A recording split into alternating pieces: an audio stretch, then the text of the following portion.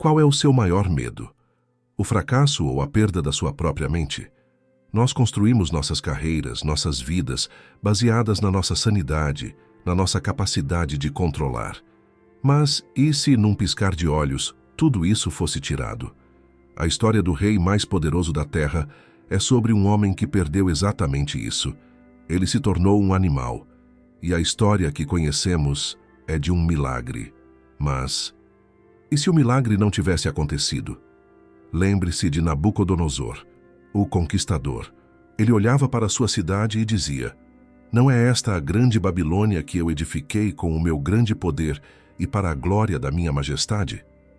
Ele era o centro do seu próprio universo.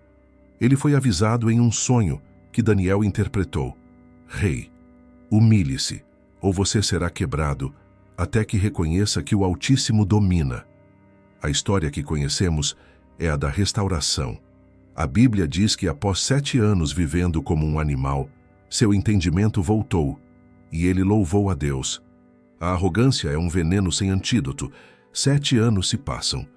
O rei, com unhas como garras de ave e cabelos como penas de águia, vaga pela floresta, e seu entendimento não volta.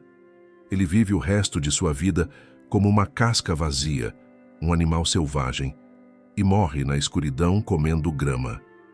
A sentença foi permanente. O impacto no império seria catastrófico. O trono da Babilônia não pode ficar vazio. Sem a volta do rei, uma guerra civil brutal teria explodido entre seus generais e filhos. O império que ele construiu com sua genialidade ruiria em uma década. O caos político teria engolido o Oriente Médio. Para os judeus no exílio, seria uma mensagem de terror. O seu Deus foi capaz de quebrar o rei, mas não de restaurá-lo. O Deus deles era um Deus de punição, mas não de redenção. Daniel e seus amigos teriam vivido o resto de seus dias em um império em colapso, mas a maior perda seria para a humanidade. A história de Nabucodonosor é a prova mais poderosa de que ninguém está tão quebrado que não possa ser consertado. Sem a sua restauração, a história dele não é uma lição de humildade. É um conto de terror sobre um Deus que destrói a mente daqueles que o desafiam. Seria o fim da esperança na segunda chance. E aqui, a história de Nabucodonosor deixaria de ser a maior lição sobre humildade e restauração, e se tornaria um trágico alerta sobre a irreversibilidade da arrogância. E essa queda, o ponto onde não há mais retorno, é o maior medo da nossa era moderna.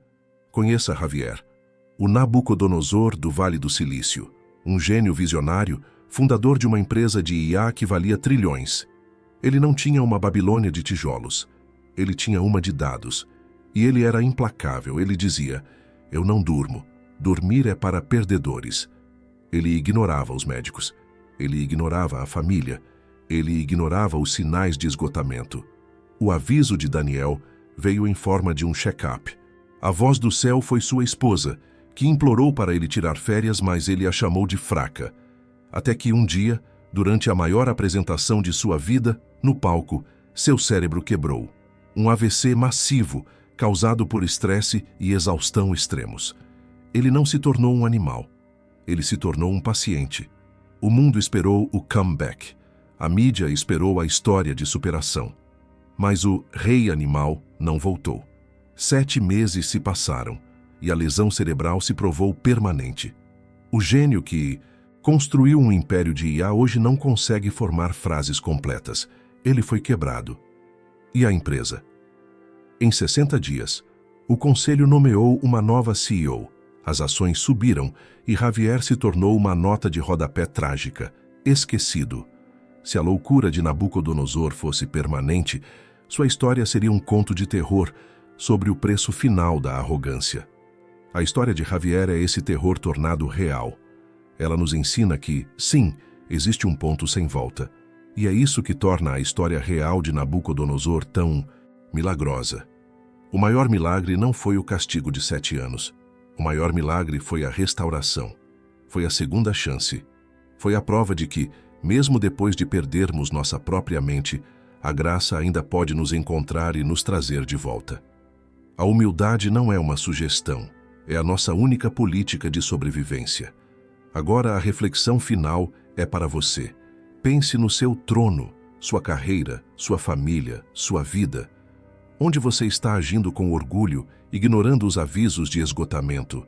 Comprometermos a buscar a humildade antes que a loucura chegue. Deixe nos comentários uma única palavra: humildade. E se reflexões como esta são importantes para você e você acredita que o mundo precisa de mais histórias de restauração, junte-se a nós. Deixe o seu like para que esta história alcance mais pessoas, compartilhe esta mensagem e inscreva-se no canal para não perder nossa próxima jornada.